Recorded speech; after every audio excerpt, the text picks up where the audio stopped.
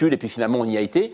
Là, moi je trouve ça intéressant, en fait on est obligé de surréagir pour faire face à tout simplement l'après, c'est-à-dire le reproche. On n'a peut-être pas assez agi, on n'a peut-être pas été assez fort. Et bien là, tout simplement, c'est sûr que c'est pas très joyeux d'entendre tous les soirs quelqu'un derrière un pupitre annoncer le nombre de contaminés et le nombre de victimes, mais je pense que dans l'époque actuelle, c'est nécessaire.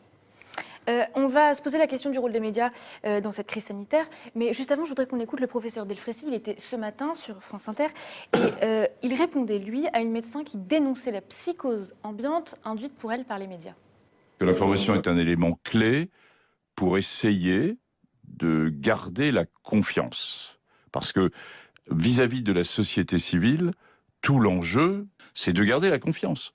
C'est comment des mesures difficiles prises au niveau politique et gouvernemental, s'appuyant sur des données médicales et scientifiques aussi solides qu'on peut les avoir, mais avec un grand degré d'incertitude, que j'assume, comment arriver à garder la confiance vis-à-vis de nos citoyens. Oui.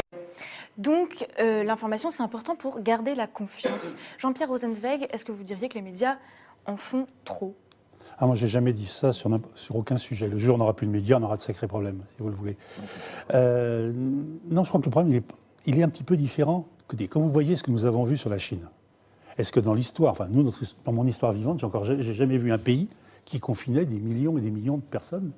En d'autres termes, les autorités chinoises ont laissé à penser qu'il y avait quelque chose qui était gravissime, qui était en train de se jouer.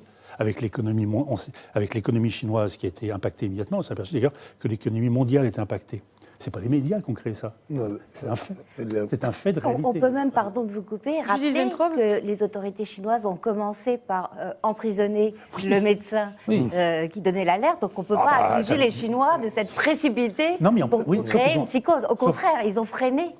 Dans une première phase, ils ont freiné autant qu'ils ont pu. Quand vous arrêtez quelqu'un qui dénonce quelque chose, vous créez, à mon avis, encore plus d'angoisse, parce qu'on a voulu, à un moment donné, éteindre quelque chose, puis ensuite, on l'a mis au grand jour, et puis on a pris des mesures. Regardez ce qui se passe en Italie, on l'a encore jamais vu nulle part. C'est pas les médias qui ont inventé ça. Alors, c'est une réalité. Alors maintenant, il ne s'agit pas tant de dire que les médias ont inventé. Non. Est-ce qu'à force d'en parler en boucle tout le temps sur les chaînes d'infos, etc., on alimente ce que disait le médecin? Bien sûr qu'on y contribue. Où est la poule, où est l'œuf, on finit par ne plus savoir. Reste qu'il y a une stratégie qui est développée par le gouvernement, qui est de retarder le pic d'épidémie pour ne pas, j'allais dire, que tous les malades, le même jour, se retrouvent éventuellement. Personne ne dit que c'est une maladie, j'allais dire, qui est faramineuse et qui va tuer énormément. Je crois que les 98% des décès personnes sont importants, contaminées, plus que pour la grippe. S'en sortent, sont guéris.